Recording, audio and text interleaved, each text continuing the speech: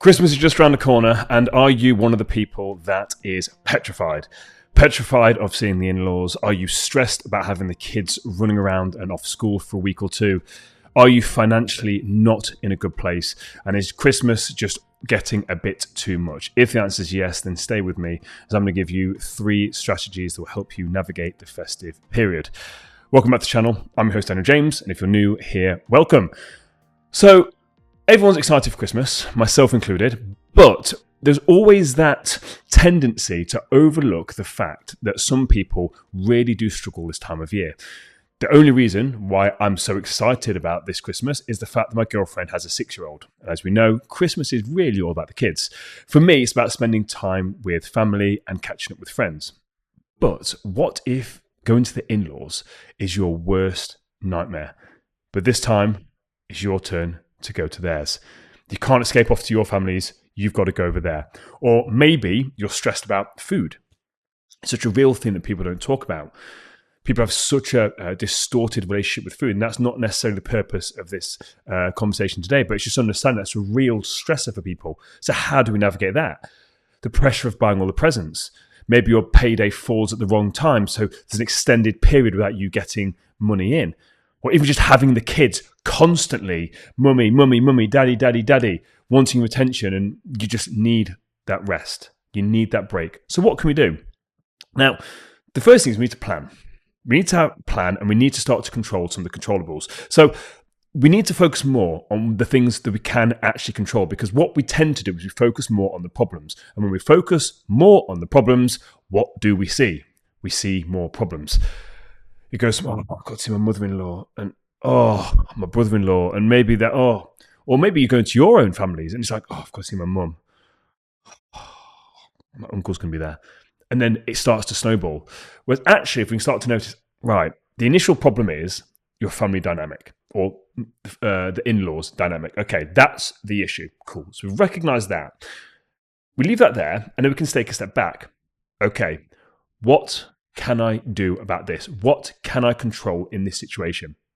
Because every year, me and my partner, we alternate whose family we go to. This year, we're going to the in-laws. I don't really want to go, but it is kind of what it is. What can we do? Well, a few things we can do is we can schedule in some breaks. Now, what I mean by that is realize that it's like a little pressure valve.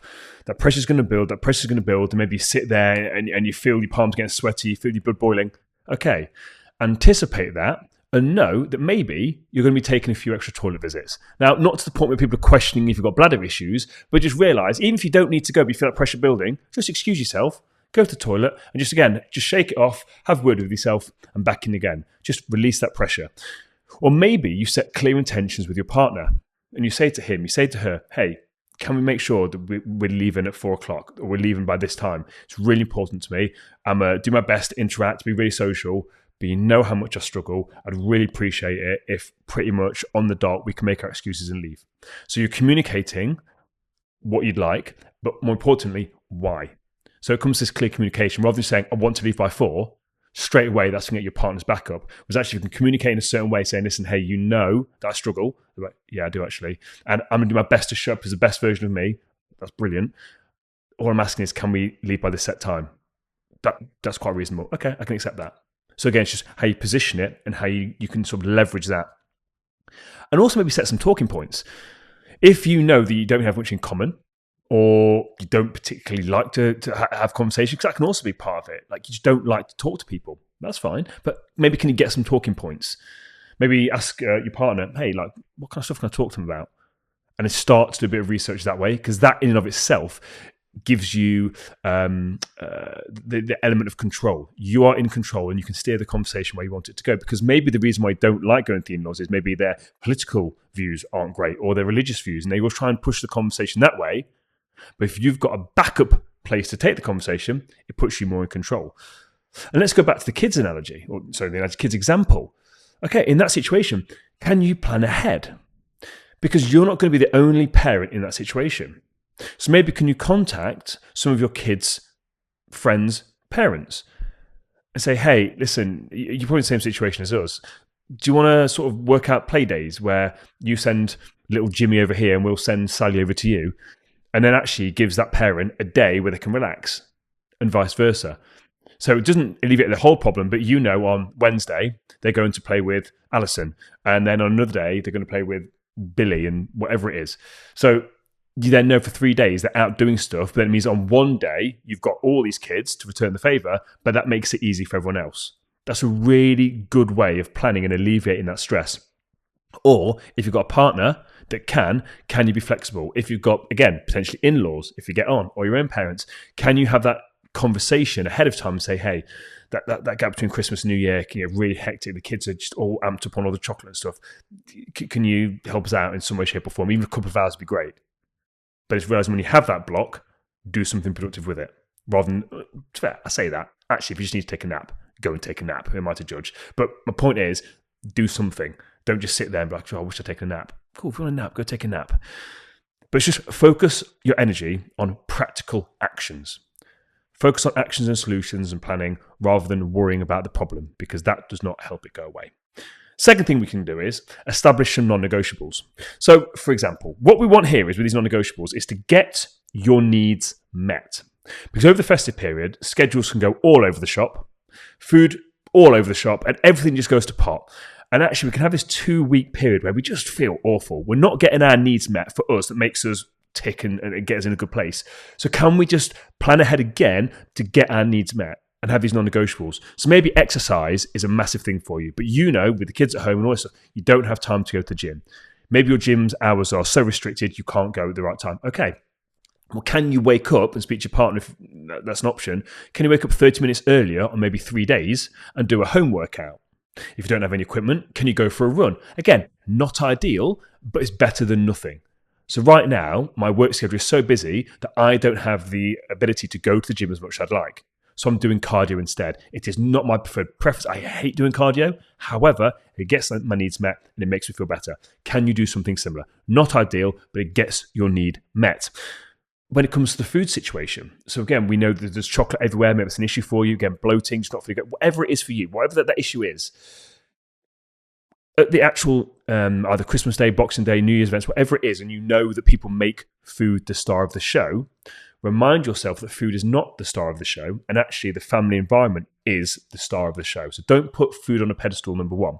And can you go in with some non-negotiables for yourself? For example, if your family or in-laws have like a massive 3-course meal, 4-course meal, 5-course meal, can you maybe, if it's a 5-course meal, can you have 3 courses? Leave 2.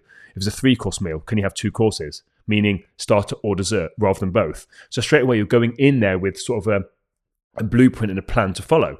Maybe you stop when you're feeling 80% full because you know that you've got a tendency, like myself, to just go over the top. I'm definitely guilty for that. But let's say you love desserts like me.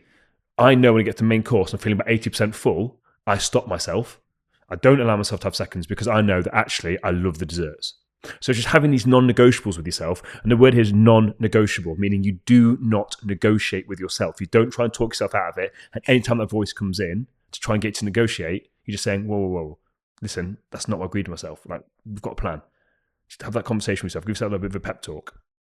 But by getting your needs met, it helps everybody. So once again, have that plan, get your needs met, have those non-negotiables. And finally, back to the family dynamic. Again, that's the main point of this. But all these things I'm talking about are principles. Take what I'm saying, the principle, and apply it to your situation. But just start to reframe these family dynamics. And all reframing is just changing the thinking, just changing how you're viewing it, the lens that you're looking at it through, because you may have a very negative lens on it, and that's okay. I don't know your situation, but can we reframe it a little bit? For example, if your mother-in-law is constantly critiquing you, or maybe it is your mum actually, or whatever it is constantly critiquing you, that may be a sign of their own insecurities. So rather than, God, there's such a... It's like, okay, I see where this is coming from. Actually, they've got a load of insecurities and they're portraying that onto me, they're pushing that onto me. Or maybe they're really anxious and nervous. And the way they handle that, this nervous energy, is to just talk rubbish and gibberish. Okay. But straight away, it makes it a little softer, it's reframing it. And again, we're not excusing any bad behavior here. We're not excusing rudeness or bad behavior. What we're doing is we're just changing how we see it so that we give ourselves a bit of space. We allow our emotions to just settle a bit so then we can respond how we want to respond rather than just reacting, which is what we normally do. So it gives a bit of a softer approach. And maybe your siblings are constantly boasting, always boasting, always boasting. Maybe the things they're boasting about are actually a sign that they're struggling. So they're constantly boasting about how amazing their relationship is, or how much money they've got, or how their job's going. Maybe they're overcompensating because actually it's not going so great. And if you can just reframe it a little bit, it just softens what you're hearing. So you're not biting, and you can then respond, not react, how you want to respond. But as I said, it doesn't excuse any poor behaviour. But all I want for you is to go into this festive period and get out of it what you want and what you need, without it becoming a massive mountain that doesn't need to be. Make sure you're looking after yourself. Make sure you know what you need, and make sure you can communicate. First of all, communicate that with yourself, and then also communicate that with people around you. Because again, maybe you and your mother-in-law have got a great relationship, but maybe it's your brother-in-law that's the issue. Or maybe it's your own family. Okay, well, lean on the people you can lean on. Go back to the episode we spoke about last week about the people around you. And again, lean on your friends as well, because you don't know how many people are in a similar situation to you. If you've taken any value out of today's episode, or you think someone may benefit from hearing this message, don't forget to share it with a friend. Help us to get the message out there. I hope you have a fantastic Christmas, and I'll see you on the other side.